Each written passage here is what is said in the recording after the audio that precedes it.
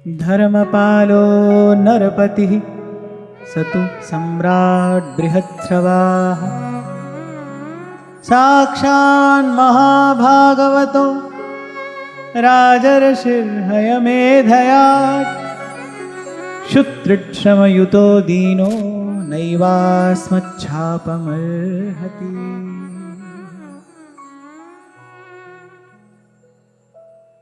तो उन महान तपस्वी सरल हृदय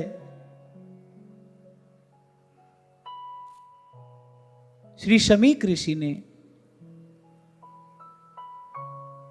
आवेश में किए गए अपने पुत्र के उस कृत्य की, उस कार्य की बड़ी भर्त्सना की और वो वस्तुतः हृदय से बड़े दुखी हुए। क्यों? कहा उन्होंने अपने पुत्र से कि अरे सम्राट परीक्षित तो बड़े यशस्वी हैं और धर्म को धारण करने वाले राजा हैं। बड़े बड़े अश्वमेध यज्ञ उन्होंने किए, संतान की भांति वो अपने प्रजा का पालन करते हैं और सबसे बड़ा गुण उनका कि वो भगवान के परम प्यारे भक्त हैं, वो राजर्षि हैं। वे भूखे प्यासे इस आश्रम पर आए थे। वस्तुतः होना तो ये चाहिए था कि उनका आतिथ्य होता, उनका कुछ सत्कार होता। हम यथा सामर्थ्य उनका स्वागत करते, सत्कार करते, क्योंकि राजा में भगवान का अंश होता है, भगवान का तेज होता है। फिर श्राप के योग्य तो वो कदापि नहीं थे। यहां दो बातों का दर्शन हो रहा है कि शमीक ऋषि कैसे संत हृदय हैं। उनका ध्यान इस बात पर है ही नहीं कि राजा ने हमारा कुछ अपमान किया, कुछ हमारा अपराध किया। उनका ध्यान इस बात पर है ही नहीं। वो तो इस बात से दुखी हो रहे हैं कि मेरे स्थान पर राजा आए और उनके साथ ऐसी न होने वाली घटना घट गई। तो एक तो यहां संत हृदय की सरलता का दर्शन हो रहा है। जहां से अब की बार ये चर्चा आरंभ हुई थी, मैं एक बार आपका ध्यान वहां लेकर जाऊं कि जब महाराज परीक्षित ने पूछा उस वृषभ रूपधारी धर्म से और उन्होंने जो उत्तर दिया, इसे एक बहुत बहुत गंभीर, बड़ी गूढ़ बात हाथ आती है। समझना चाहिए कि भाई धर्म का सार स्वरूप सिद्धांत क्या है। गोस्वामी जी ने कहा भाई ये सारी सृष्टि चल रही है किस पर? कर्म के सिद्धांत पर। जो जस करे ही सो तस फल चाखा। धर्म का सारभूत सिद्धांत क्या है कि किसी भी प्रकार, किसी भी स्थिति में किसी अन्य में दोष दर्शन ना करे। किसी दूसरे में दोष देखना वस्तुतः भगवान में ही दोष देखना है, क्योंकि सारी लीला, सारी सृष्टि तो भगवान की है। जैसे मैंने आपको कभी एक उदाहरण दिया था कि किसी ने कोई वस्तु बनाई है, मान लीजिए किसी ने खीर बनाई, वो आपको बड़े प्यार से परोस रहा है और आप उस खीर की निंदा करते हो। आप कहते हो कि तो अच्छी नहीं है, इसमें तो ये दोष है, इसमें ये दोष है। तो वस्तुतः आप उस वस्तु की निंदा नहीं कर रहे। जिसने वो वस्तु बनाई है, आप वस्तुतः उसकी निंदा कर रहे। तो जब यहां दोष देखा जाता है तो वस्तुतः आप यहां किसी वस्तु में, किसी व्यक्ति में, स्थान में, स्थिति में दोष नहीं देख रहे। उसके मूल में कौन है, उसको रचने वाला कौन है, उसको बनाने वाला कौन है। हम अप्रत्यक्ष रूप से भगवान में ही दोष देखते हैं। और भगवान में दोष देखने वाला, यहां भगवान कह रहे हैं सुपने नहीं देखा पर दोषा, किसी में भी दोष नहीं देखना चाहिए। भगवान का तो यह कहना है दोष में भी दोष नहीं देखना चाहिए। भगवान का मानना तो यह है कि हम तो साधु मानते ही उसको है जिसको दोष दिखाई ही नहीं पड़ता। संत है ही वही जिसको दोष दिखाई ना पड़े। क्योंकि भाई आंख भले दो हो पर दृष्टि तो एक है ना। या तो दोष दिखाई देगा या भगवान दिखाई देंगे। जिसको भगवान दिखाई देंगे उसको दोष दिखाई नहीं देगा। जिसकी आंख, जिसकी दृष्टि फूल पर होगी उसको कांटा कैसे दिखाई देगा, और जिसको कांटा दिखाई दे रहा है उसको फूल कैसे दिखाई देगा। तो भगवान तो कहते भाई हमारी दृष्टि में तो साधु है ही वही, पंडितः समदर्शिनः, इसको गुण दोष दिखाई नहीं देता। वासुदेव सर्वमिति, जो सदा सर्वदा सर्वत्र हमारा, हमारी सत्ता का, हमारी इच्छा का, हमारी लीला का ही दर्शन करता है। और फिर भगवान में ही कोई दोष देखता हो। और ध्यान रखना ऐसा ही है, मैं आपको केवल समझाने के लिए बात बनाकर नहीं कह रहा हूं, ऐसा ही है। किसी में दोष देखना, भगवान में ही दोष देखना है, क्योंकि जो हो रहा है वो भगवान की सत्ता से हो रहा है। अनुभव प्राप्त महापुरुषों का कहना है, तेरी सत्ता के बिना हे मुद मंगल मूल, पत्ता भी हिलता नहीं और खिले न कोई फूल। जो हो रहा है वो भगवान की ही सत्ता से हो रहा है। इसलिए कुछ दिन पहले मैंने आपको कहा था, अनेक अनेक मत विचार हैं जो कहते हैं अच्छा करने वाला कोई और है, बुरा करने वाला कोई और है, पर वस्तुतः ऐसा नहीं है। ऐसा होने से तो द्वंद्व कभी समाप्ति नहीं होगा, फिर वहां दो हो जाएंगे। एक ही है, जो हो रहा है वो उसी की इच्छा है, उसी की शक्ति है, उसी की सत्ता है। इस बात को जानकर मानकर इसका अनुभव करके ही कोई शांत हो सकता है, उपराम हो सकता है। तो यहां एक दर्शन हो रहा है ऋषि के सरल हृदय का, और दूसरा दर्शन क्या हो रहा है कि भाई क्रोध में आकर किया गया कार्य अंत में हानि ही पहुंचाता है, उससे कभी किसी का लाभ नहीं होता। मैंने तो एक संत के मुख से सुना था, बोले आवेश में क्रोध में आकर आप कोई काम करने जा रहे हो ना, थोड़ी देर रुक जाओ, बस थोड़ी देर के लिए आप रुक जाओ। इतना धीरज तो जरूर धर लो कि क्रोध में आवेश में आकर आप कोई निर्णय लेने जा रहे हो, कोई कार्य करने जा रहे हो, अपने मन को इतना समझा लो कि ठीक है कार्य तो करेंगे पर थोड़ी देर बाद करेंगे। थोड़ी देर बाद आप देखोगे कि अब आपकी वो कार्य करने की रुचि नहीं है, अब आपकी वो इच्छा नहीं है। आवेश में लिया गया निर्णय, आवेश में किया गया कार्य, वो अंत में क्षति का ही कारण बनता है, उससे अंत में नुकसान ही होता, लाभ नहीं हो सकता है। अब देखो, उस ऋषि पुत्र ने केवल किसी के मुख से सुना कि ऐसे ऐसे राजा आए, ये भी नहीं सुना कौन थे, राजा आए और उन्होंने आपके पिता की ऐसी अवज्ञा कर दी, और वहीं से खड़े खड़े केवल आवेश में आकर वहीं से खड़े खड़े उन्होंने श्राप दे दिया। अरे आश्रम पर आते देखते वस्तुतः स्थिति क्या है, किस परिस्थिति में ऐसी घटना घटी, राजा ने भी ऐसा कार्य किया तो भाई क्यों किया। यदि वो सारी स्थिति का आकलन करते, आवेश में आकर निर्णय नहीं लेते, तो स्थिति कुछ और होती। कितना भी बड़े से बड़ा अपराधी क्यों ना हो, कितना भी बड़े से बड़ा अपराधी क्यों ना हो, पर न्यायाधीश भाई बात तो उसकी भी सुनता है। चाहे सब कुछ स्पष्ट हो, चाहे उसका अपराध स्पष्ट हो, लेकिन फिर भी उसको न्यायाधीश के सामने, जज के सामने अपनी बात कहने का अवसर तो दिया जाता है ना, उसको अपना बचाव करने का अवसर तो दिया जाता है।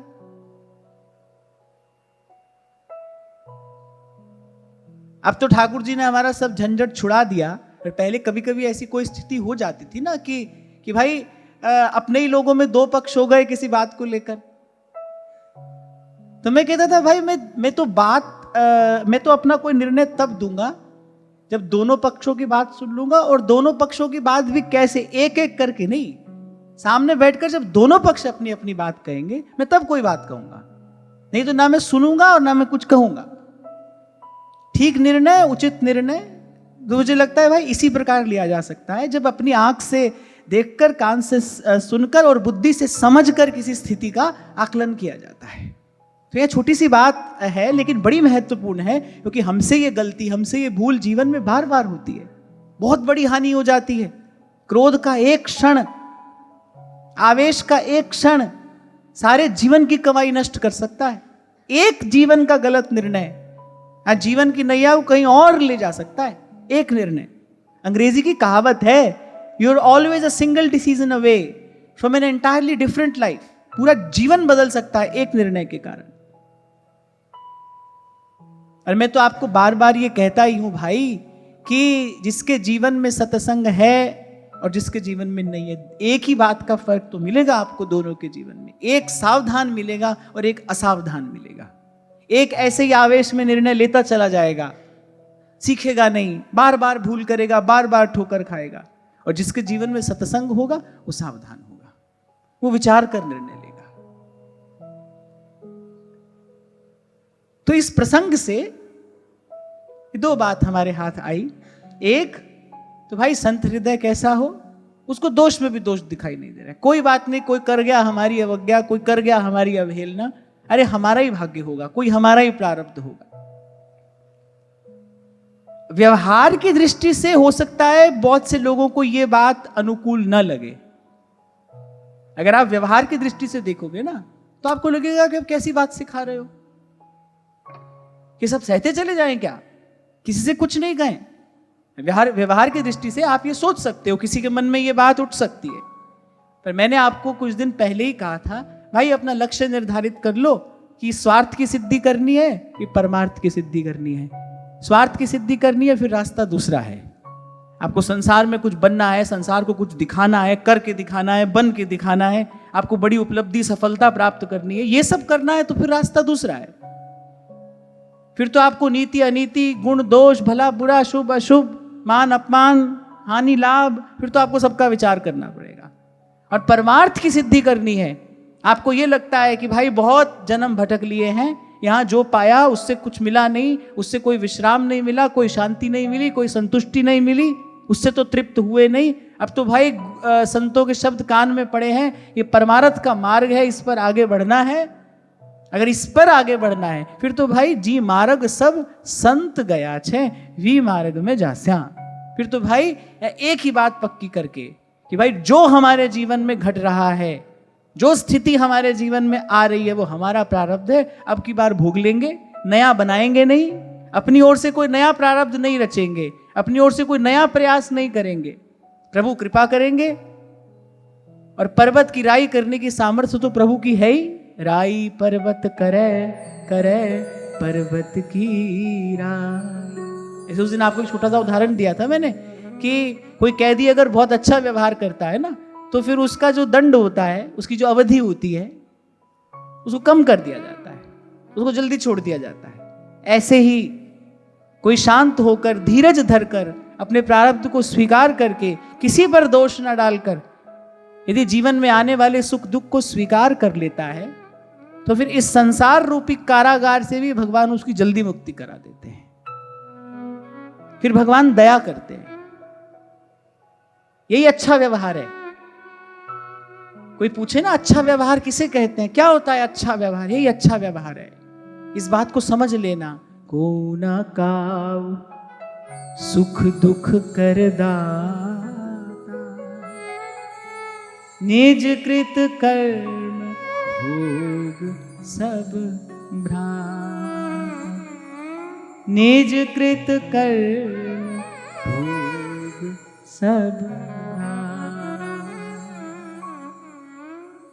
अपापेषु स्वभृत्येषु बालेना पक्वबुद्धिना पापं कृतं तद्भगवान् सर्वात्मा क्षन्तुमर्हति। ऋषि ने कहा कि भाई ये अपरिपक्व बुद्धि का, तू नासमझ बालक है, और इसने ऐसे सेवक राजा का अपराध किया है, भगवान इसके अपराध को क्षमा करें। तो कल आपको मैंने छोटा सा एक संकेत किया था, अश्वत्थामा द्वारा चलाए गए ब्रह्मास्त्र से तो भगवान ने परीक्षित जी की रक्षा कर ली, लेकिन वो जो एक ब्रह्म तेज से संपन्न एक ऋषि के मुख से जो वो वाग वज्र प्रकट हुआ, जो वाणी रूपी वज्र जो अपना चलाया, उसको भगवान ने स्वीकार करा लिया। यद्यपि मैंने आपको यह भी कहा था कि कोई महाराज परीक्षित में दोष ना देखे कि महाराज परीक्षित जैसा राजा ऐसा कार्य कैसे कर सकता है। तो भगवान की इच्छा है, भगवान को अपनी लीला का विस्तार करना है, भगवान की इच्छा है। अब भाई भगवान के खेल में कोई तो खिलौना बनेगा ना, प्रभु जो लीला कर रहे हैं उसमें कोई तो माध्यम बनेगा। और मैं तो कहता हूं बड़भागी होता है वो जो प्रभु के कार्य में माध्यम बन जाता है, निमित्त बन जाता है। जब जब श्री गीता जी की चर्चा होती है, मैं तो प्रत्येक सत्र में यही बात कहता हूं, प्रार्थना करो भगवान से, प्रभु मेरा जीवन आपके किसी काम आ जाए।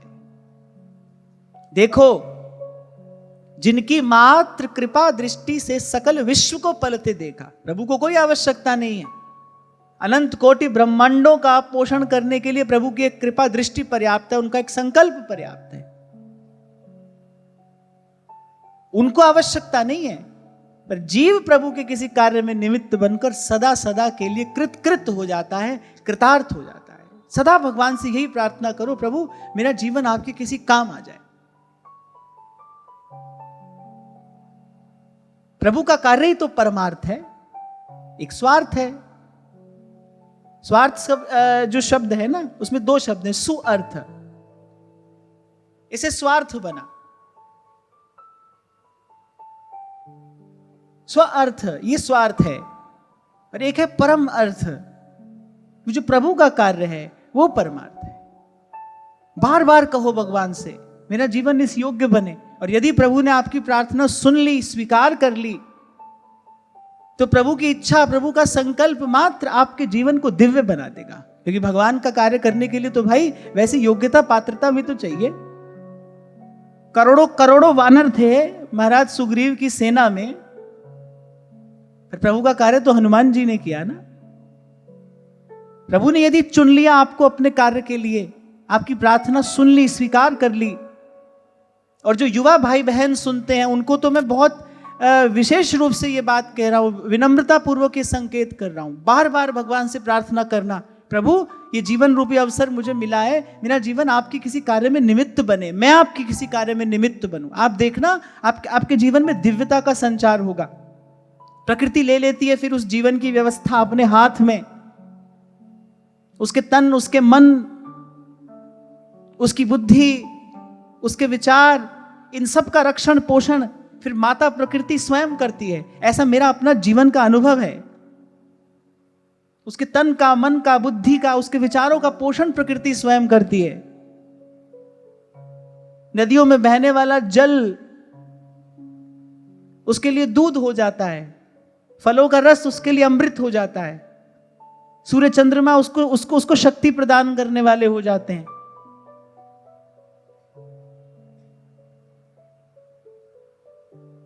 सच्चे हृदय से की हुई प्रार्थनाओं तो फिर भगवान सुनते हैं, स्वीकार करते हैं, और प्रभु ये प्रार्थना स्वीकार कर लें, जीवन दिव्य हो जाता है। एक ही बात कहो प्रभु से, प्रभु मेरा जीवन आपके काम आए, आपके किसी काम आ जाए, आपके किसी महत् कार्य में मैं वो गिलहरी जैसी सेवा कर पाऊं। वो जो गिलहरी ने तिनका लाकर रखा ना, आप देखो ये बात बड़े विचार करने की है कि बड़े बड़े शक्तिशाली वानर थे, सेतु बंधन में तो सबने सेवा की, सबने सेवा की, सेवा से रहित तो कोई भी नहीं था। लेकिन स्मरण उस गिलहरी का आता है, याद संत लोग उस गिलहरी को करते हैं। क्यों? क्योंकि बड़ी नन्ही सी है, उसमें कोई सामर्थ्य नहीं है। सामर्थ्य ना होते हुए भी फिर उसके मन का, उसकी सामर्थ्य बड़ी छोटी है, लेकिन उसका संकल्प कितना बड़ा है कि मुझे प्रभु के कार्य में कुछ सेवा करनी है। उसने ये नहीं देखा, ये नहीं सोचा कि भाई मैं तो नन्ही सी गिलहरी, मैं क्या सेवा कर पाऊंगी। पर्वत के समान वो बड़े बड़े वानर थे, असीम बलशाली, उनके बल की कोई था नहीं, कुछ कहना नहीं उनका। और कैसा असंभव सा कार्य वो वानर सेना कर रही है, समुद्र पर सेतु बंधन हो रहा है। वो नन्ही सी गिलहरी, मैं तो बहुत बार इस घटना का विचार करता हूं, उस गिलहरी ने सोचा क्या होगा, अपनी ओर देखे तो वो सन्मुख जाने में भी लजाए। यदि गिलहरी अपनी ओर देखे, वहां वो बड़े बड़े पर्वत के समान बलशाली वानर, इनके सामने मैं क्या सेवा करूंगी। पर उसने ये विचार नहीं किया, उसने कहा भाई प्रभु का काम हो रहा है, अपन से जो बन पड़ेगा अपन सेवा करेंगे। उस बिचारी ने एक तिनका उठाया, उसने कहा मैं अपनी इस यज्ञ में, ये जो अधर्म के नाश के लिए ये जो यज्ञ हो रहा है, इस यज्ञ में मैं अपनी कोई आहुति तो डालूंगी। जो उसमें सामर्थ्य थी सो उसने किया। और आप देखो वो बड़े बड़े वानर अपना कार्य कर रहे हैं, और श्री रघुनाथ जी की दृष्टि उस पर पड़ती है। और वो जीव, वो नन्हा सा जीव जिसकी अल्प सी सामर्थ्य है, जिसकी कोई गति, कोई योग्यता नहीं है उसके पास सेवा की, लेकिन वो अपने उस उदार, उस विशाल संकल्प से, उस भाव से प्रभु की गोद में पहुंच जाता है। इसलिए मैं कह रहा हूं, अपनी ओर ना देखना कि हम में कोई सामर्थ्य है कि नहीं, हम कैसे करेंगे, हम तो भाई साधारण मनुष्य हैं, ये सब बात का विचार नहीं करना। आपका संकल्प विशाल हो, अपने मन में इस बात का संकल्प करो, पवित्र संकल्प, बार बार कहो प्रभु से, सच्चे हृदय से प्रार्थना करो प्रभु से, प्रभु मेरा जीवन आपके काम आए, आपके किसी कार्य में तो मैं निमित्त बनूं, वो गिलहरी की तिनका धरने किसी सेवा तो मैं कर पाऊं। मुझे भारत भूमि पर जन्म मिला है प्रभु, आपने मुझ पर इतनी कृपा की है, मुझे यहां इस पवित्र भूमि पर जन्म दिया है, क्या मैं ऐसे ही विषय का भोग भोग कर यहां से चला जाऊंगा? क्या मैं ऐसी पशुवत जीवन जीकर यहां से चला जाऊंगा? ये संतों की, भक्तों की वाणी हमारे कान में पड़ रही है। वेद की श्रुति है, तन्मे मनः शिव संकल्पमस्तु। प्रार्थना की गई है भगवान से ऋषि लोग प्रभु से प्रार्थना करते हैं, तन्मे मनः शिव संकल्पमस्तु, हमारे संकल्प पवित्र हो। पहले भी मैंने कभी आपको कहा था, आपके जीवन में आज जो भी है वो आपके संकल्पों का ही परिणाम है। आपके जीवन में आज जो भी है ना, आपको जो मिल रहा है, ये सब आप ही के संकल्पों का परिणाम है। इसलिए ऋषियों ने ये नहीं मांगा भगवान से ये मिले वो मिले, का हमारा संकल्प पवित्र हो जाए। संकल्प पवित्र होगा तो जीवन पवित्र हो जाएगा, जीवन दिव्य हो जाएगा। श्री गुरु गोविंद सिंह जी महाराज की वाणी है, दे शिवा वर मोहे इहै, शुभ कर्मन ते कबहू न टरूं। शुभ कर्मन ते कबहू न टरूं। और शुभ कर्म कैसे होंगे? शुभ संकल्प से ही तो शुभ कर्म होते हैं। कुछ भी करने से पहले मन संकल्प करता है, तन तो मन का अनुगमन करता है, पहले मन संकल्प करता है, पहले मन विचार करता है। तो आज के सत्र से, आज की इस चर्चा से ये बात ले जाना है यहां से, यही प्रार्थना करनी है प्रभु से, श्री जी से यही विनती करनी है कि हमारा जीवन आपके किसी कार्य में निमित्त बने, मैं माध्यम बनूं। अर्जुन बहुत खींचातानी करता रहा, मैं नहीं मारूंगा इनको, मैं इनका वध कैसे कर सकता हूं। और भगवान ने कहा, अरे बड़ा अभिमान है तुझ में, तू तो बड़ा अहंकारी है। अब देखो भगवान अर्जुन को कह रहे हैं बड़ा अभिमान है तुझ में। फिर भगवान ने हंसते हुए कहा, बोले तू इनको मारने वाला कौन है? अर्जुन को उन चर्म चक्षुओं से तो बड़ा थोड़ा सा दृश्य दिखाई पड़ रहा था ना। फिर जब श्री कृष्ण ने अपना वो विराट स्वरूप दिखाया, अनंत कोटि ब्रह्मांड नायक के एक एक रोम में अनंत कोटि ब्रह्मांड, अनेक अनेक सृष्टियों का लय विलय होता जब अर्जुन ने देखा, तब अर्जुन ने अपनी ओर देखा। अर्जुन ने कहा, भाई हम हैं क्या? मैं हूं संसार के हाथों में, संसार तुम्हारे हाथों में। अर्जुन ने कहा, मैं हूं क्या? मेरी सामर्थ्य क्या है? कुछ भी तो नहीं, तिनके जैसे भी नहीं। जब वो विराट स्वरूप देखा, घबरा गया अर्जुन। पहले तो अर्जुन ने कहा, हाँ मुझे दिखाइए, वो स्वरूप दिखाइए। और जब भगवान ने दिखाया, थोड़ी देर के लिए भी अर्जुन झेल नहीं पाया। उस रूप का जो असह्य तेज था, वो गांडीवधारी अर्जुन झेल नहीं पाया। फिर भगवान ने कहा कि जीवन की सफलता क्या है? प्रत्येक व्यक्ति कहता है मुझे सफल होना है, सफल होना है। जीवन की सफलता है क्या? भगवत गीता क्या कहती है? जीवन की सफलता, मनुष्य के जीवन की सफलता क्या है? भगवान ने कहा, निमित्त मात्रम भव सव्यसाचन। भगवान ने कहा, मेरे कार्य में निमित्त बन जा, यही मनुष्य होने की सफलता है, मेरे कार्य में निमित्त बन। भगवान ने कहा, नहीं तो ये सब तो मरे ही हैं, मर जाएंगे, मैं तो तुझे यश दे रहा हूं। भगवान ने कहा, ये जो कार्य मेरे संकल्प में है, ये तो हो ही जाएगा, मैं तो तुझे यश दे रहा हूं, तू मेरे कार्य में निमित्त बन जा और ये यश ले ले। मैं तो कई बार ये बात यहां से भी निवेदन करता हूं, भाई ये जो कार्य मेरे द्वारा हो रहा है, प्रभु ने मुझे निमित्त बनाया, मैं तो इसी में कृतज्ञ हूं। मन से भी इस बात का विचार करना कि इस सेवा के बदले में मुझे क्या मिलेगा, मन से भी इस बात का विचार करना तो बड़ा भारी अपराध है, ये तो बड़ा भारी अज्ञान है कि मैं सेवा के बदले में मुझे क्या मिलेगा। अरे प्रभु ने अपने कार्य में निमित्त बनाया, और क्या मिलेगा? जीवन की सबसे बड़ी सफलता यही तो है। अकेला बैठा बैठा विचार कर लेता हूं, भाई प्रभु ना चुनते अपने कार्य के लिए तो हम भी संसार की गलियों में भटक रहे होते। जो कार्य सब कर रहे, हम भी वही कर रहे होते। यहां तो पारासर सुर इंद्र कलप कामिनी मन फंद्या, और परे देह दुख द्वंद कौन क्रम काल निकंद्या। संतों की कृपा से एक बात तो समझ में आ गई भाई, जे ही राखे रघुबीर ते उबरे ते ही काल, जे ही राखे रघुबीर ते उबरे ते ही काल महा। तो सेवा भी हो, और 2 दिन पहले हम चर्चा कर रहे थे किस क्रिया को सेवा कहना चाहिए, जो निष्काम भाव से की जाए। सकामता से किया हुआ कर्म है और कर्म का शुभ अशुभ फल है, निष्कामता से की जाए वो क्रिया तो सेवा है। सेवा का फल ना शुभ है ना अशुभ, सेवा का फल सेवा है। सेवा का फल नहीं होता, सेवा का तो प्रसाद होता है। आज तो परिस्थितियां और हो गई। पहले मंदिर में जितना कार्य होता था, संत लोग सेवा करते थे। रुपया देकर श्री जी की सेवा नहीं कराई जाती थी, पैसा देकर ये सब कार्य नहीं कराया जाता था। अनेक अनेक संत श्री जी की सेवा करते थे। बदले में क्या मिलता था? श्री जी का प्रसाद मिलता था। सेवा के बदले में फल नहीं मिलता है, सेवा के बदले में अर्थ नहीं मिलता है, सेवा के बदले में धन नहीं, सेवा के बदले में तो प्रभु का प्रसाद मिलता है। सेवा प्रभु का प्रसाद देने वाली है। आप भी अपने घर में श्री जी की सेवा करते हो, आपने श्री जी को भोग लगाने की सेवा की, बदले में क्या मिला? प्रसाद मिला ना। सेवा का फल नहीं है, सेवा का तो प्रसाद है। तो सकाम भाव से करोगे तो कर्म है, कर्म का फल है, कर्म का फल है, फल बंधन है। निष्काम भाव से करोगे तो सेवा है, सेवा का प्रसाद है। और प्रसाद अर्थात प्रसन्नता, प्रसन्नता को ही प्रसाद कहते हैं। प्रभु की प्रसन्नता ही प्रसाद है।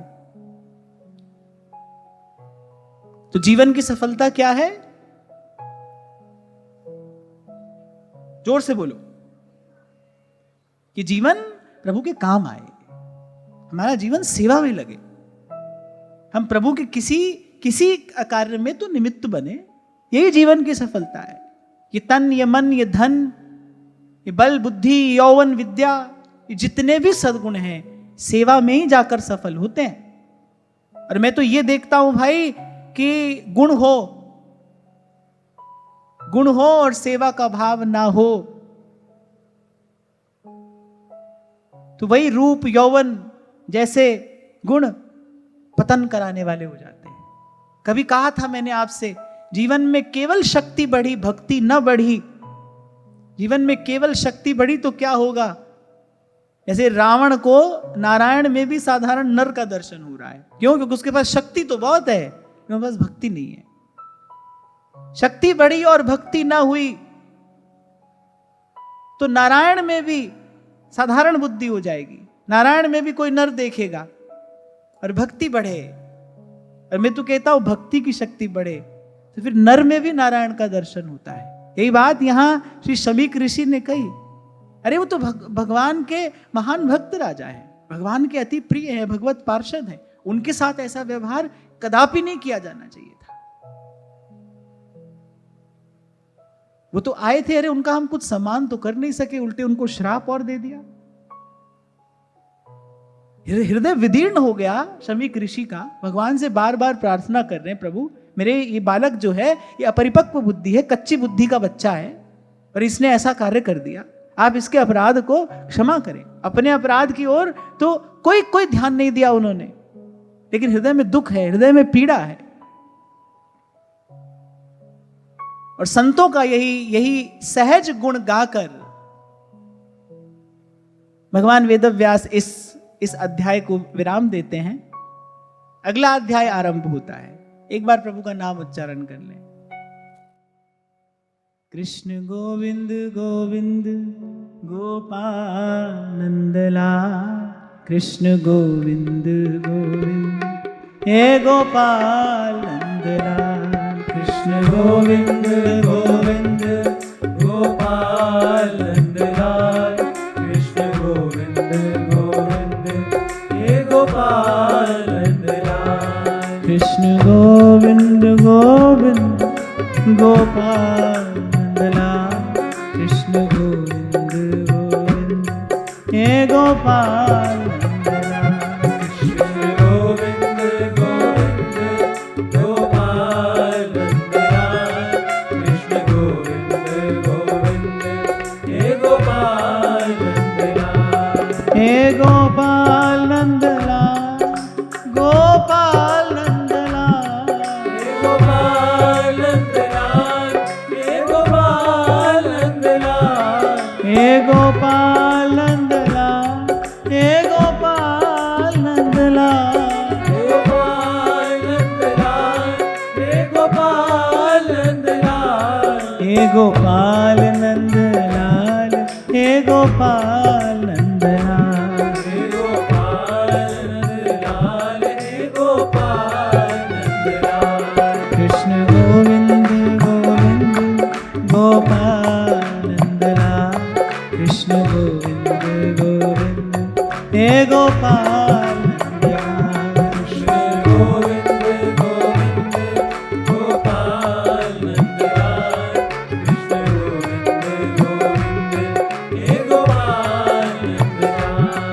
कृष्ण गोविंद गोविंद गोपाल नंदलाल, कृष्ण गोविंद गोविंद हे गोपाल नंदलाल, कृष्ण गोविंद गोविंद गोपाल नंदलाल, कृष्ण गोविंद गोविंद हे गोपाल नंदलाल।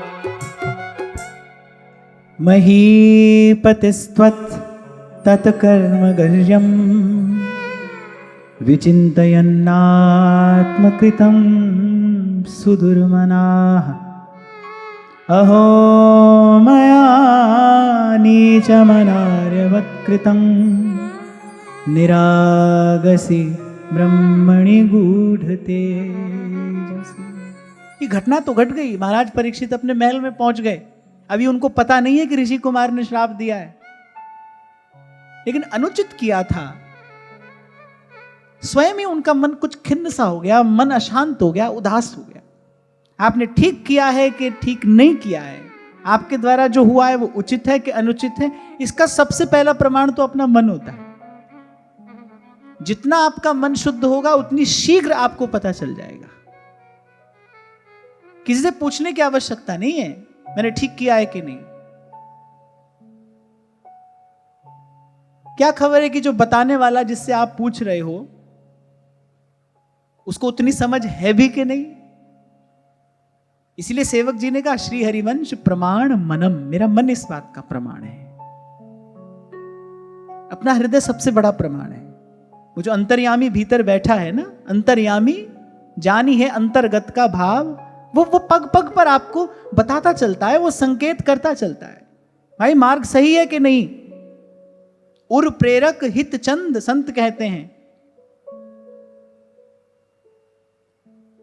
उर प्रेरक हित चंद। सबके भीतर वो दिया जल रहा है, आपके मेरे सबके भीतर वो दीपक जल रहा है,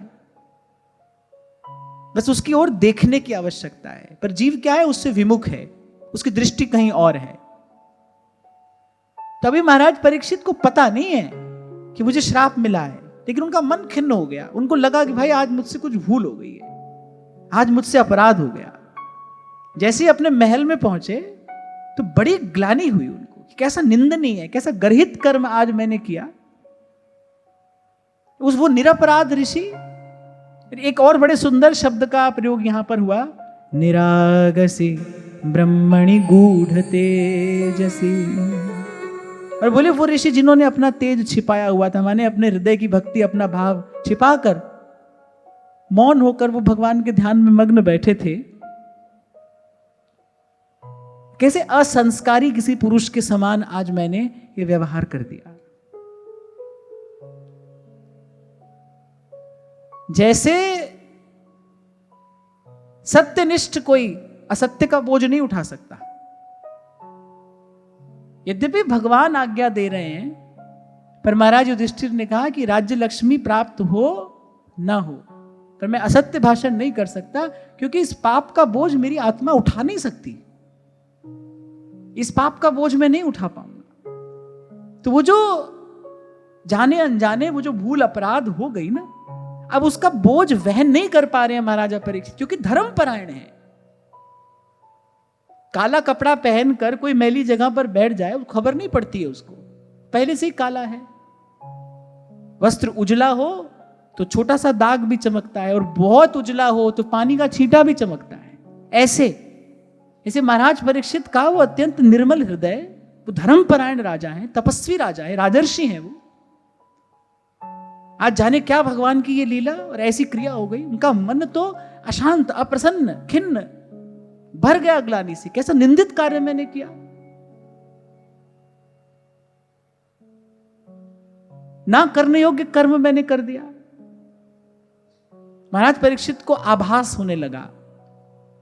एक और बात मैं आपको बताता हूं, जैसे जैसे आप सत्य के निकट पहुंचने लगते हैं ना, वैसे वैसे आपको आभास होने लगेगा, प्रकृति आपको संकेत करने लगेगी।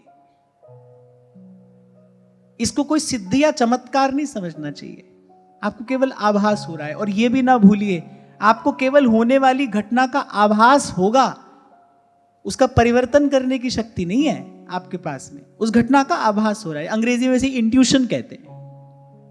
कुछ लोगों की इंट्यूशन बड़ी स्ट्रांग होती है। इंट्यूशन, आभास। आप सीधे सच्चे रास्ते चलते हो, प्रकृति आपको संकेत कर देगी कि हाँ भाई थोड़ा सा सावधान रहना। जैसे सड़क पर लिखा रहता है ना, स्पीड ब्रेकर अहेड, लिखा रहता है कि भाई आप बहुत स्पीड से आ रहे हैं तो सावधान रहना, यहां झटका लग सकता है। ऐसे ही प्रकृति एक संकेत कर देती है। जो सीधा सच्चा है, अच्छे रास्ते पर चल रहा है, जिसका जीवन सरल है, निर्मल है, उसको प्रकृति संकेत करेगी, उसको आभास हो जाएगा। महाराज परीक्षित को आभास हो गया। उनको लगा कि भाई जो कार्य मैंने किया है, अब इसके परिणाम स्वरूप कोई बड़ी भारी विपत्ति मेरे सर पर आएगी, ऐसा मुझे आभास हो रहा है, ऐसा मुझे लग रहा है। पर महाराजा परीक्षित ने कहा और ऐसा होना ही चाहिए। उन्होंने कहा ऐसा होना ही चाहिए, विपत्ति आएगी, मुझे कष्ट होगा, मुझे पीड़ा होगी, और वस्तुतः उसी कष्ट और पीड़ा से ही मेरे इस पाप का प्रायश्चित हो जाएगा, और मैं कभी फिर ऐसा कार्य करने का दुस्साहस नहीं करूंगा। इसे कहते हैं सर्वत्र भगवत दर्शन करना, प्रत्येक घटना में भगवान की इच्छा देखना। भगवान के अनुग्रह में भी भगवान का अनुग्रह है, भगवान के निग्रह में भी भगवान का अनुग्रह है। एक कार्य तो भगवान कभी कर ही नहीं सकते, अमंगल तो कभी किसी का वो कर ही नहीं सकते। एक बार ऐसी किसी महात्मा ने भाव में कह दिया प्रभु से, बोले आपका एक नाम झूठा है। क्या? बोले जो करतुम अकर्तुम अन्यथा करतुम है ना, नहीं आपका ये नाम झूठा है, ये सही नहीं है। भगवान ने कहा अरे क्यों, हम तो सब कर सकते हैं। मेरे महात्मा ने कहा नहीं, एक कार्य आप नहीं कर सकते। क्या नहीं कर सकते? बोले आप किसी का अहित नहीं कर सकते हैं, आप किसी का अमंगल नहीं कर सकते हैं। मंगल भवन अमंगल हारी। बोले आप किसी को प्यार करो वो भी आपके धाम में पहुंचता है, आप किसी को मारो वो भी आपके धाम में पहुंचता है। गई मारन पूतना कुछ काल कूट लगाए, मातु की गति दई ताही कृपाल जादो राम। वो भी आपके धाम को गई। कोई आपसे मित्रता करे वो भी आपके धाम को जाता है। और कंस जैसा कोई दिन रात बैर भाव से आपका भजन कर रहा है, आपका चिंतन कर रहा है, परम गति तो उसको भी मिल रही है। भरी सभा में आपको 100 गाली देने वाला शिशुपाल भी, बोले उसको भी आप स्वयं में विलीन कर लेते हैं, आप ऐसा स्वीकार कर लेते हैं। आप किसी का हित नहीं कर सकते, आपसे कभी अमंगल नहीं हो सकता। तो ना भगवान से किसी का हित हो सकता है और ना भगवान के भक्त से कभी किसी का हित होता है। साधु ते होए ना कारज हानि, साधु से हानि नहीं होती। तो महाराज परीक्षित ने कहा भगवान की कृपा है, और महाराज परीक्षित ने कहा होना ही चाहिए ऐसा। आए मुझ पर विपत्ति, मैंने अपराध ही ऐसा किया, इसका दंड मुझे मिले, और उस दंड का भोग करके मैं शुद्ध हो जाऊं, मैं पुनः पवित्र हो जाऊं, और फिर कभी कालांतर में पुनः ऐसा करने का दुस्साहस ना करूं। और फिर एक और बात, किसी एक भक्त को लीला का माध्यम बनाकर भगवान अनेकों को शिक्षा देते हैं। घटना तो किसी एक के साथ घटती है, लेकिन वो अनेकों के लिए शिक्षाप्रद बन जाती है। उस घटना से फिर अनेक शिक्षा ग्रहण करते हैं, अगर करने वाले हो तो। अब बिल्कुल ही कोई पशु बुद्धि है, वो तो अपने आसपास होने वाली घटना से भी नहीं सीखता है। सब मर रहे हैं, उसको लगता है मैं नहीं मरूंगा। मनुष्य की यही दशा तो है, अपने आसपास प्रतिदिन वो किसी ना किसी को काल का ग्रास बनते देखता है, जीवन में आने जाने वाली हानि लाभ देखता है, अपनी दृष्टि से, अपनी आंख से संसार में वो कितनों को बनता बिगड़ता देखता है, लेकिन उसको लगता है भाई मैं मरूं, मैं तो यहीं रहूंगा, मुझे कहीं नहीं जाना है। होता भी है तो श्मशान वैराग्य होता है, ऐसे पल दो पल का वैराग्य हुआ, फिर आ गए, फिर उसी व्यवहार में पड़े। इसको कहते हैं पशु बुद्धि। संत लोग उदाहरण देते हैं, मैंने भी शायद आपको कभी सुनाया था। एक स्थान जहां पर जहरीली घास है, 8-10 पशु वहां चर रहे हैं, एक चरकर मर रहा है, दूसरा उसको देख तो रहा है लेकिन वो चरना छोड़ नहीं रहा, वो भी चर रहा है। अरे एक एक करके सब मर रहे हैं। क्योंकि पशु बुद्धि है ना, विचार नहीं है, विवेक नहीं है। और कोई इससे बहुत आगे नहीं है। मनुष्य भी अपने आसपास वो ऐसे ही तो सब बनता बिगड़ता देख रहा है, फिर भी छल करता है, कपट करता है, पाप कमाता है, उस धन को कमाने के लिए पाप कमाता है। इसको आज तक तो भाई कोई लेकर जा नहीं सका अपने संग। कौन ले गया है छाती पर धरकर भाई? स्वामी जी महाराज कहते हैं ना अपनी वाणी में कि जोलो जीवे तोलो हरि भजरे मन, और बात सब बाद। बाद माने बेकार, व्यर्थ। कह रहे जोलो जीवे तोलो हरि भजरे मन, और बात सब बाद। दिवस चार के हला भला में, अरे तू कहां लेगा ला। कह रहे सहज ही जिनके पग परत, रजसम होत पसान। पर्वत चूर चूर हो जाते थे जिनके चलने से। नारायण तिनको कहूं, रयो न नाम निशान। वो ऐसे वैसे ऐसे सुभट बलशाली राजा, आज उनका कोई नाम निशान नहीं है। सारी पृथ्वी कांपती थी, देवता घबरा जाते थे, ऐसी उनकी शक्ति थी। बोले आज उनका कोई नाम निशान नहीं है। अरे वो यहां से कुछ नहीं लेकर जा सके। कैसा दर्शन कराती है भगवान की लीला। काल को अपने सिंहासन के पाए से बांध कर रखने वाला रावण, ग्रह नक्षत्रों को अपनी इच्छा से चलने की आज्ञा देने वाला रावण। और चलो ये तो बेचारे छोटे हैं, वेद पढ़े विधि शंभु सभीत, पुजावन रावण के घर आवे।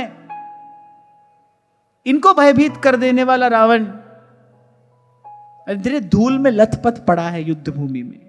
कोई रोने वाला नहीं है उसको, उसके शव को कोई संभालने वाला नहीं है। भगवान ने विभीषण जी से कहा जाओ इसका प्रेत कर्म कराओ।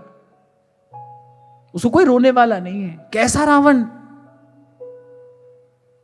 पर करता है मनुष्य इसका विचार? करता है? नहीं करता है। जब उसके पास धन होता है, जब उसके पास यौवन होता है, जब उसके पास में सत्ता होती है, तो वो मदान्ध हो जाता है। उसको लगता है भाई हम तो यहीं रहेंगे। जीवों को दुख देता है, शोषण करता है, पीड़ित करता है। उसको लगता है कि भाई मैं तो अमर हूं, यहीं रहूंगा। और पानी केरा बुदबुदा और मानुष की जात, रब है और अब नहीं है। इसको कहते हैं पशु बुद्धि। यही पशु बुद्धि है। तो महाराज परीक्षित ने कहा कि अच्छा ही होगा, यदि ऐसा होगा तो अच्छा ही होगा। अद्यैव राज्यम बलमृद्ध कोशम, प्रकोपित ब्रह्मकुलानलो में, दहत्व भद्रस्य पुनर्न मे भू, पापीयसी धीर द्विज देव गोभ्य। बोले ब्राह्मणों की क्रोध आग्नि, बोले आज ही मेरा राज्य, मेरी ये सेना, ये भरा पूरा जो भंडार है, ये मेरी सुख संपत्ति समृद्धि, बोले ब्राह्मणों की क्रोधाग्नि आज ही इसको जलाकर नष्ट कर दे। महाराज परीक्षित कहते हैं मैं चाहता हूं कि ऐसा हो जिससे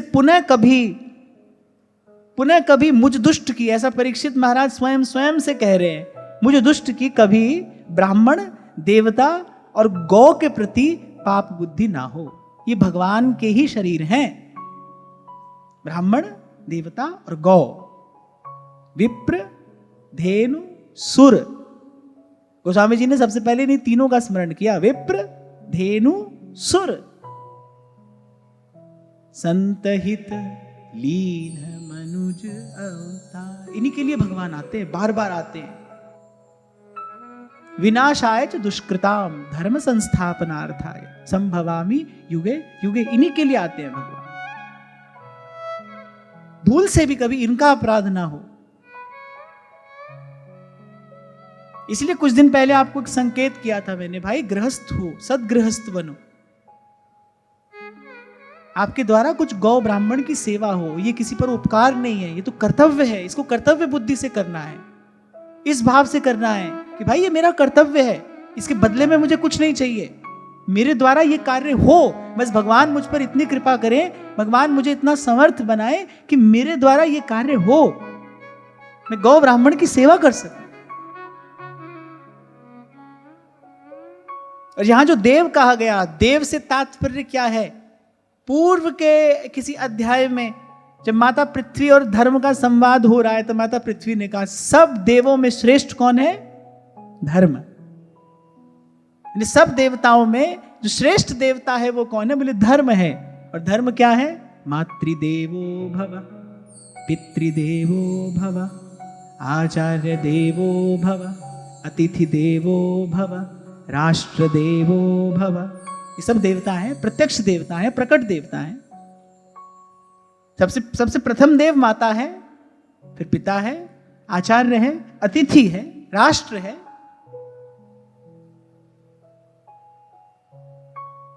और जो भगवान का भक्त होगा उसके जीवन में ये सब बड़ी सहजता से होता है। माने उसको ये सब करना नहीं पड़ता है, उसको इसके लिए कोई अलग से विशेष संकल्प नहीं करना पड़ता है। जो भगवान का भक्त होगा उसके जीवन में आपको ये सारे गुण सहजता से दिखाई पड़ेंगे। माता पिता में उसकी देव बुद्धि होगी, अतिथि अभ्यागत में उसकी देव बुद्धि होगी, आचार्य में उसकी देव बुद्धि होगी, राष्ट्र में उसकी देव बुद्धि होगी। आज प्रसंग आया है तो मैं कह रहा हूं, बहुत बड़ा कर्तव्य है आपका मेरा भारत भूमि के प्रति। इस पवित्र भूमि पर हमको जन्म मिला है, हमारा बहुत बड़ा कर्तव्य है। आप समझे तो। और भगवान को तो भाई धर्म प्रिय है। यतो धर्मस् ततो जयः, ततो भवति गोविंदो। वहां ही गोविंद है। कहा था मैंने आपसे, ऐसे तो भगवान को कौरव पांडव में से कोई एक क्यों चुनना है? भगवान की तो सब प्रिय है। भगवान ने कहा सब पर मोहि बराबर दाया। भगवान को क्यों चुनना है कौरव पांडव में से कोई एक? भगवान ने कौरव पांडव में से पांडव नहीं चुने, भगवान ने अधर्म और धर्म में से धर्म चुना। भगवान कह रहे भाई हम धर्म के पक्ष में रहेंगे।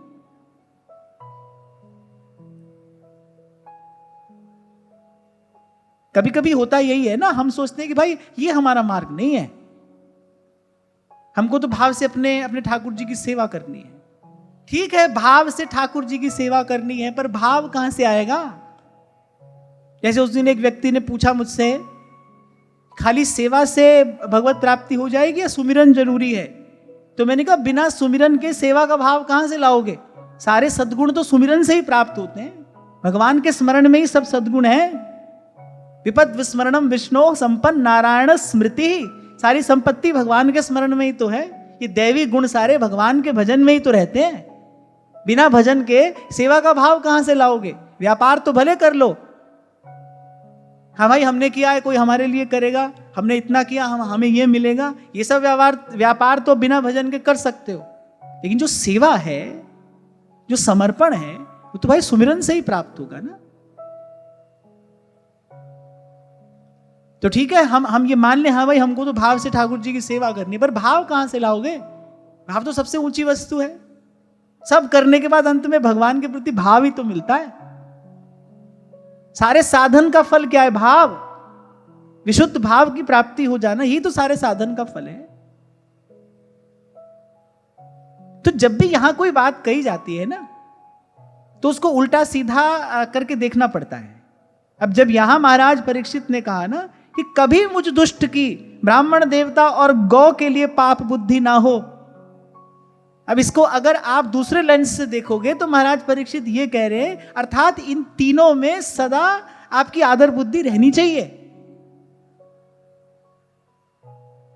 जैसे अगर आपको यह कह दिया जाए भाई इस व्यक्ति का अपराध तो भूल कर भी नहीं करना, आपको मान लो यह कह दिया जाए कि भाई इस अमुक व्यक्ति का अपराध तो आपको भूल कर भी नहीं करना, तो अप्रत्यक्ष रूप से आपको यह कहा जा रहा है ना भाई ये व्यक्ति महत्वपूर्ण है, ये व्यक्ति विशेष है, और किसी का कुछ अपराध हो जाए कोई बात नहीं, इसका बिल्कुल नहीं करना। क्यों? क्योंकि महत्वपूर्ण है, ये विशेष है।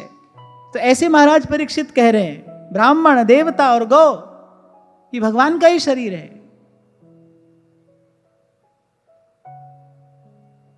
गोस्वामी जी तो मानस में कहते पुण्य एक जग महु नहीं दूजा, मन ब्रज कर्म विप्र पद पूजा। तो कहते यही पुण्य है। गौ ब्राह्मण की सेवा और देव सेवा। और मैंने देव से आपको स्पष्ट कर दिया, देव से तात्पर्य क्या है? धर्म, क्योंकि सब देवताओं में धर्म श्रेष्ठ है। और धर्म क्या है? अपने कर्तव्य का पालन। और व्यवहार में जिस संसार में हमें जन्म मिला, जिस देश में हमें जन्म मिला, वहां कहा जाता है भाई माता देव है, पिता देव है, आचार्य देव है, अतिथि देव है, राष्ट्र देव है। और कोई बड़ा भारी बोझ नहीं समझना इसको। भगवान की भक्ति जीवन में आई तो इन सब की सेवा तो सहज में होती चलेगी। जैसे भगवान अपने भक्तों के लिए आते हैं, भगवान लीला के विस्तार के लिए आते हैं, तो यहां वहां साफ सफाई का काम तो सहज में होता ही चलता है। ऐसे अनेक अनेक दुष्टों का वध, भगवान दुष्टों का वध करने के लिए थोड़ी आते हैं, वो तो हो जाता है। जैसे भगवान कहते हैं भाई चलो आए हैं तो लगे हाथ ये कार्य भी कर ले। ऐसे जब आप भगवान की भक्ति करोगे तो ये सब सहज में होगा। इसके लिए कोई आपको प्रयास नहीं करना पड़ेगा। क्यों? भक्ति स्वतंत्र सकल गुण खानी, बिन सतसंग न पावै प्राणी, बिन सतसंग न पावै प्राणी। तो इस प्रकार महाराज चिंता कर ही रहे थे कि उनको पता चला कि इस प्रकार ऋषि कुमार ने श्राप दिया है। अब 7वें दिन तक्षक आकर मुझे डसेगा।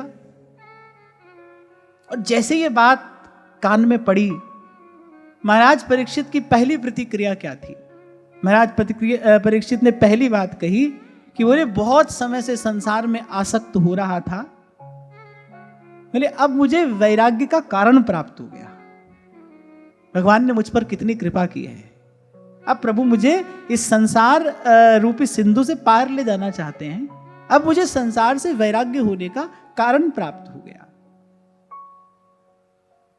इसीलिए कबीर कहते हैं, बलिहारी उस दुख के पल पल नाम रटा। एक और बात यहां पर समझ आती है। पूर्व में जब हम चर्चा कर रहे थे तो मैंने आपको कहा था कि देखो महाराज युधिष्ठिर को राज सिंहासन पर बैठाकर जब द्वारिकाधीश द्वारिका चले गए तो कुछ काल तक तो पांडव राज्य सुख भोग में थोड़ी देर के लिए भगवान को भूल से गए। ऐसा भगवान वेदव्यास ने कहा था, भूल से गए। और यहां महाराज परीक्षित कह रहे भाई अब ये विपदा आई है ना तो संसार से वैराग्य होगा। इससे क्या बात समझ में आती है? इससे यही बात समझ में आती है भाई जब तक सुख होता है तब तक संसार से वैराग्य नहीं होता, तब तक कोई भगवान का भजन नहीं करता। इसीलिए कहने वाला कहता है, जिसे अपना बनाते हैं तो सब कुछ लूट लेते हैं। इसलिए महान पुरुषों का कहना है पीड़ा आत्मा का स्नान है। वो तो शुद्ध करने के लिए आती है, पवित्र करने के लिए आती है। भूमि से निकला हुआ स्वर्ण का खंड यदि अग्नि से ही बैर कर ले तो फिर कभी शुद्ध नहीं हो सकता। वो अग्नि में तपकर ही तो अपनी अशुद्धि छोड़ता है। वो जो अवांछित उसके साथ आ गया है भूमि से, उसको अग्नि ही तो न्यारा करती है। ऐसे जीवन में आने वाला दुख विपदा ले जाता है प्रभु के और निकट, या फिर प्रभु को ले आता है आपके निकट, क्योंकि ऐसा प्रभु का स्वभाव है। जब कोई नहीं आता फिर शाम आते हैं। 5 आली को राजसभा में राम नाम सुध आई। जब वो विपदा आई ना, एक प्रकार से श्री कृष्ण, इस घटना का चिंतन करूं तो लगता है कि एक प्रकार से श्री कृष्ण मानो द्रौपदी को झंझोड़ कर ये कहना चाहते थे, बताना चाहते थे कि तू मेरी भक्ता है, भूल ना जाना, तू भरतवंश की साम्राज्ञी बनी है, ये राज्य वैभव, ऐसे देवता के समान ये 5 पति, ये सब देखकर तू भूल ना जाना, भूल ना जाना कि तेरा तो मैं ही हूं और मैं ही रहूंगा।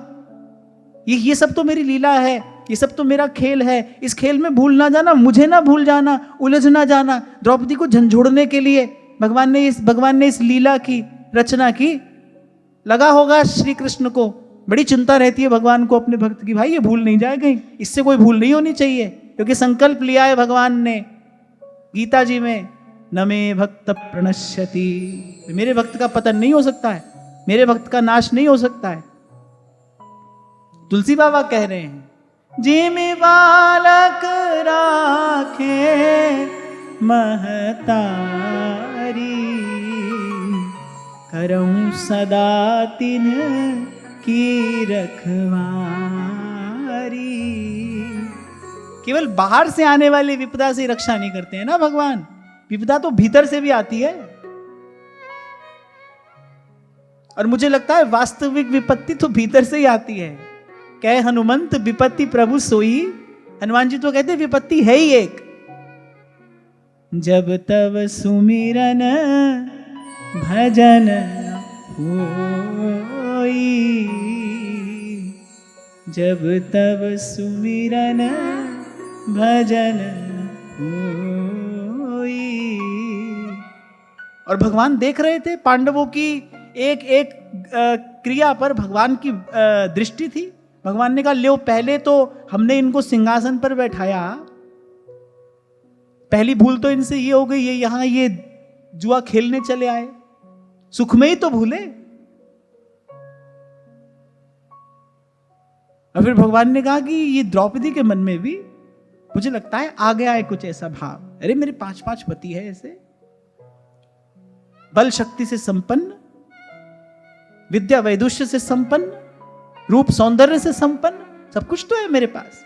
तो भगवान ने कहा कि भाई थोड़ा सा दर्पण दिखा दें इसे, ये सब क्या है, मृग मरीचिका है, इसको सत्य ना समझ बैठना। और जब वो विपदा आई, जब द्रौपदी ने संसार के सत्य का सामना किया, जब सत्य दिखाई पड़ा, नतमुख बैठे हैं 5 पांडव गतश्री होकर, मुख ऊपर करने की सामर्थ्य नहीं है। महात्मा विदुर बैठे रहे, पितामह भीष्म बैठे रहे, और धृतराष्ट्र तो मोहांध है ही। जब चारों ओर निराशा देखी, संग सखा सब तज गए, और कह रहे कोई ना निभयो साथ, सब असफल, सब ओर से जब निराशा देखी, तब पांचाली को राजसभा में राम नाम सुध आई, ताको दुख हरेओ करुणा में, ताको दुख हरेओ करुणा में, अपनी पैज बढ़ाई,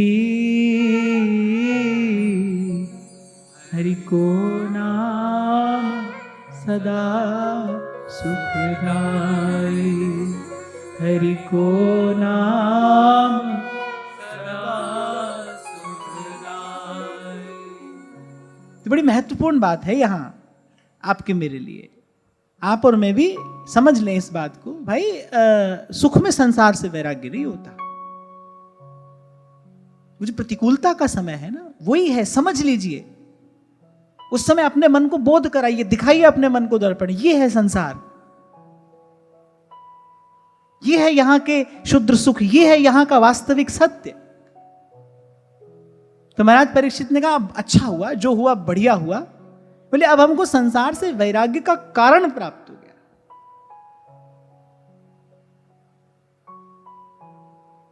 और फिर आगे और सुंदर बात कह रहे हैं, अथो विहाय मममुं च लोकम विमर्शितौ हेयतया पुरस्तात्, कृष्णांघ्रि सेवामधिमन्यमान, उपाविशत् प्रायममर्त्य नद्याम्। बोले लोक परलोक के भोग आसार हैं, ये बात वो जानते तो थे, बोले लेकिन अब स्वरूप से भी उनका त्याग करने का समय उपस्थित हो गया।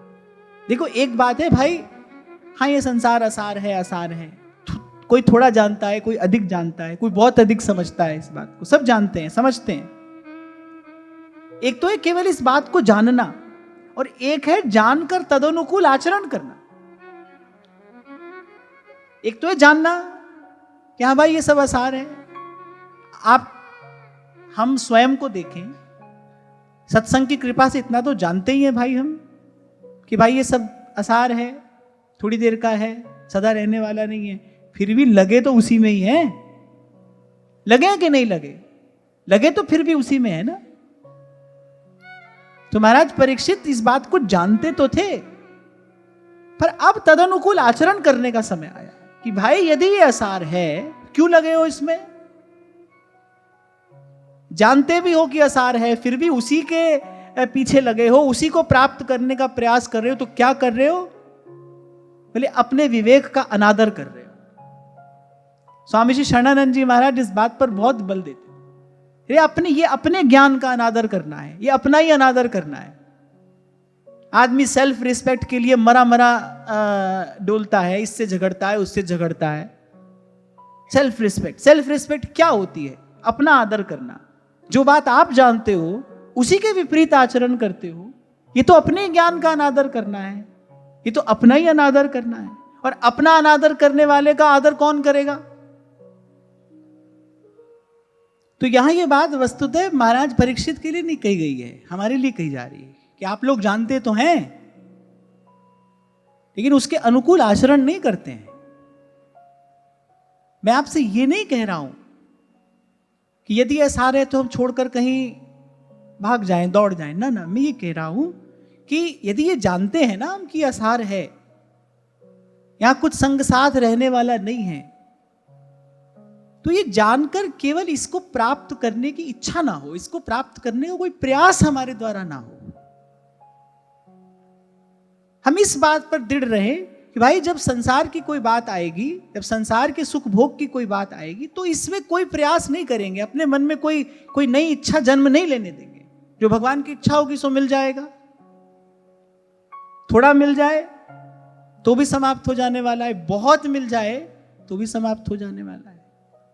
यहां कोई कुरूप पैदा हो तो भी एक दिन मर जाएगा, कोई परम रूपवान हो वो भी एक दिन समाप्त हो जाएगा। इसे कहते हैं दृष्टि का उदार हो जाना, आप दूर तक देख पा रहे हैं। इसे कहते हैं दृष्टि का परिष्कृत हो जाना। सूक्ष्म वस्तु का आपको दर्शन हो रहा है, अनुभव हो रहा है। थोड़ा सा विचार करो तो संसार का सत्य है तो यही, कोई बड़ा निर्धन है वो भी चला जाएगा, धनवान है वो भी चला जाएगा। संत यही तो कहते हैं, कबीर कह रहे बोले भाई क्या क्या क्या बात करें इसके बारे में, आए हैं सो जाएंगे राजा रंग फकीर।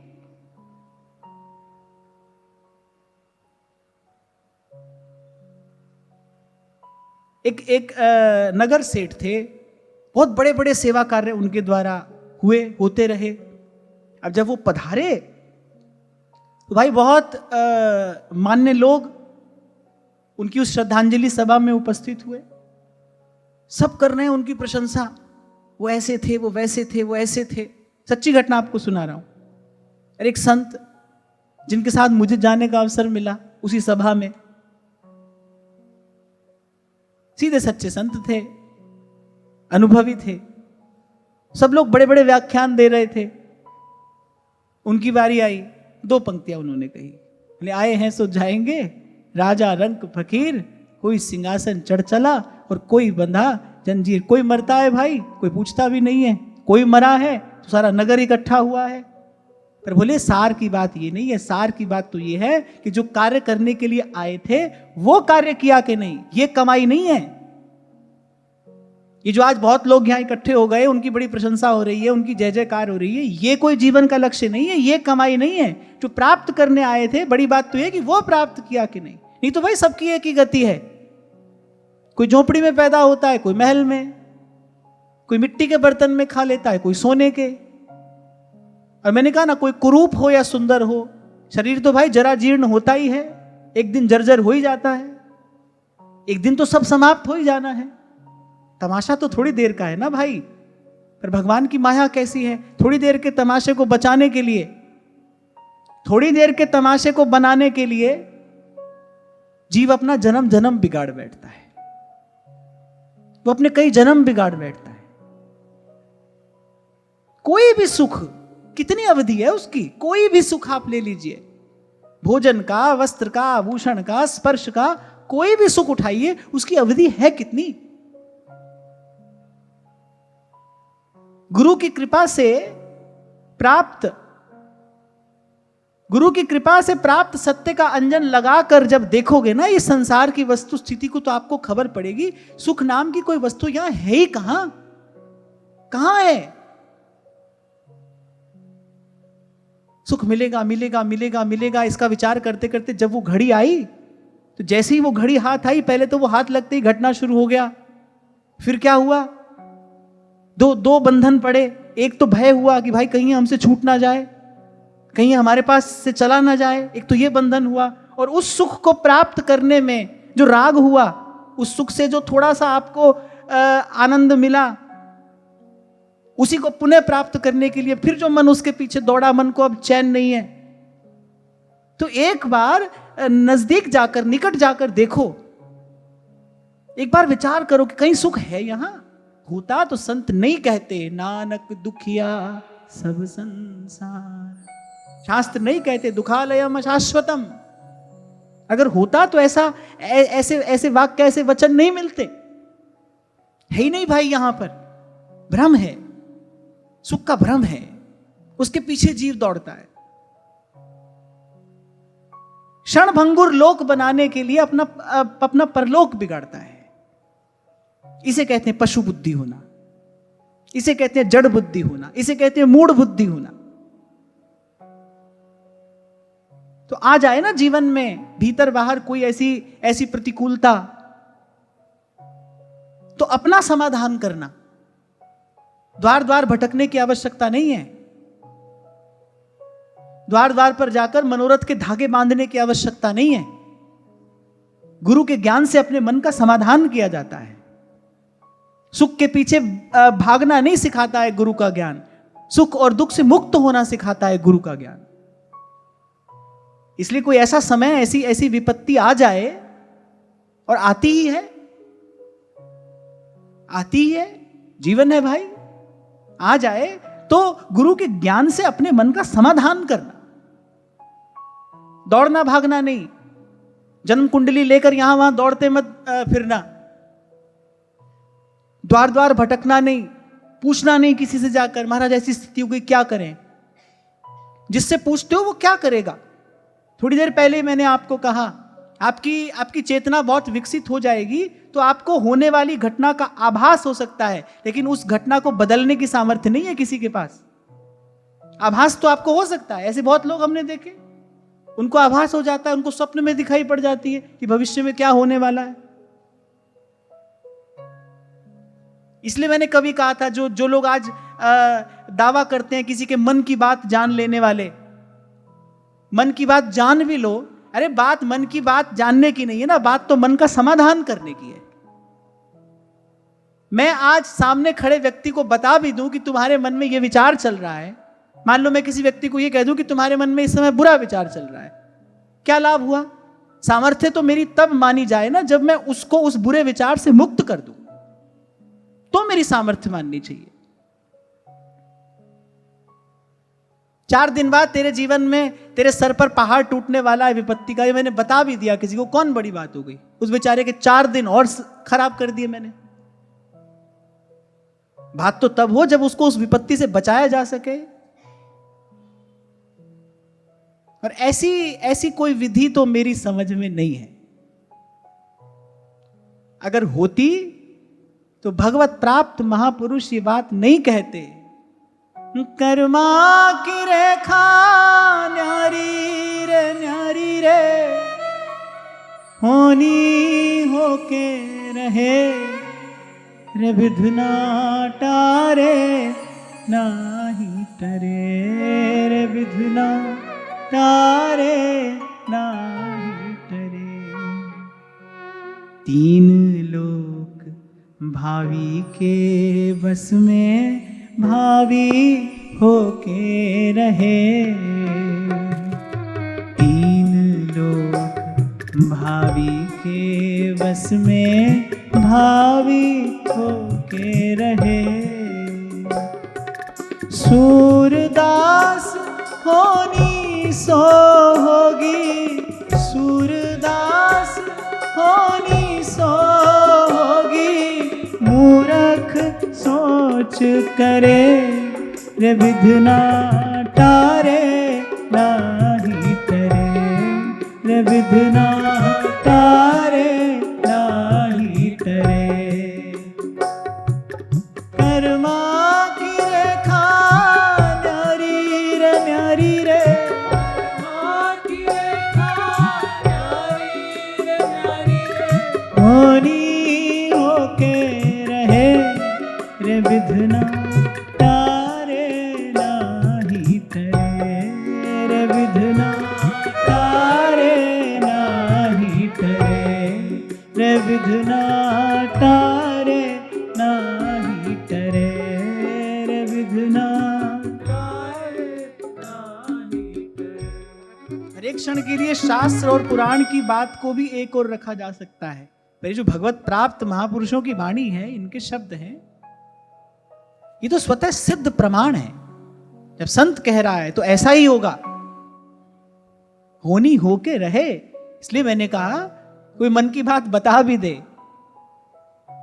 उससे मुक्त नहीं कर सकता है। होने वाली घटना का आभास किसी को हो भी जाए, लेकिन काल की गति नहीं मोड़ी जा सकती है। कितने करो मनोरथ माला, मैं तो कहता हूं सबसे पहले यही बात समझ लेनी चाहिए, इस व्यर्थ के व्यापार में बिल्कुल नहीं पड़ना चाहिए। कोई बता देगा आपको भविष्य में क्या होने वाला है। कितने करो मनोरथ माला, पर भावी पे पर्दा काला, ये भगवान का अटल सिद्धांत है। तब कहते हैं सुजन सयाने, बोले जो सज्जन है, और जो सज्जन शब्द बनाया ना, सतजन है, शुद्ध शब्द जो है सतजन, फिर उससे सज्जन हो जाता है। जो सच्चे लोग हैं, सजन और सयाने, जो सच्चे हैं और बुद्धिमान हैं, तब कहते हैं सुजन सयाने। वो जो झूठे हैं वो तो उस व्यापार में लगेंगे और दूसरों को भी लगाएंगे, आओ आओ हम बताते हैं तुमको क्या होगा। तब कहते हैं सुजन सयाने, राम की बातें राम ही जान। अरे महादेव कहते हैं, कोई जो राम रचि राखा, को करी तर्क बढ़ावई शाखा। ये दो क्षण पहले जो मैंने आपको कहा ना, मैं आपको ये नहीं कह रहा हूं कि भाई सब छोड़कर भाग जाना है, समझ लेना है, इसके लिए प्रयास नहीं करना है। आपके प्रयास से कुछ हो नहीं रहा है। महादेव ने माता सती को समझाया, यद्यपि महादेव तो जानते ही हैं क्या होने वाला है, लेकिन ये घटना क्यों घटी। महादेव ने माता सती को पहले तो बहुत समझाया, फिर मौन हो गए। तो महादेव ने आपको मुझे ये बताया, भाई हम तो समझाकर मौन हुए, आप बिना ही प्रयास के मौन हो जाना, क्योंकि अंतिम सत्य यही है, हुई जो राम रचि राखा, को करी तर्क बढ़ावई शाखा। को करी तर्क, क्यों, क्या, कैसे, क्यों करना है।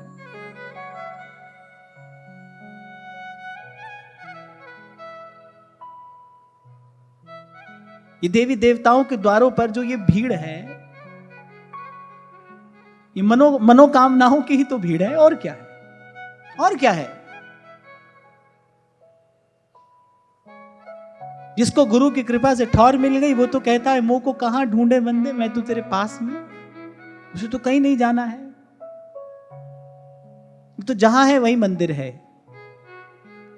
उसे तो कहीं नहीं जाना है, क्योंकि सारी दौड़ भाग समाप्त हो जाती है। पायो महाविश्राम।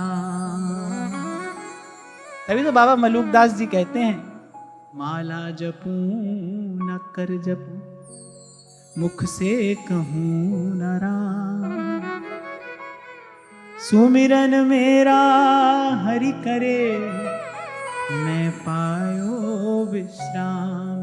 मलूका मैं पायो विश्राम। तो महाराज परीक्षित ने कहा, भाई अब स्वरूप से भी इसका त्याग कर देना है। इस असार संसार में अब एक क्षण भी और नहीं रहना है।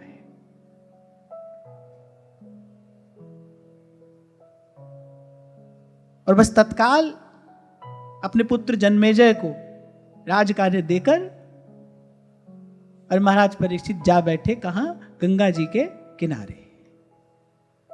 आज की चर्चा यहीं श्री जी के चरणों में निवेदन करता हूं। महाराज श्री के चरणों में प्रणाम। आप सबके हृदय स्थित प्रभु को नमन।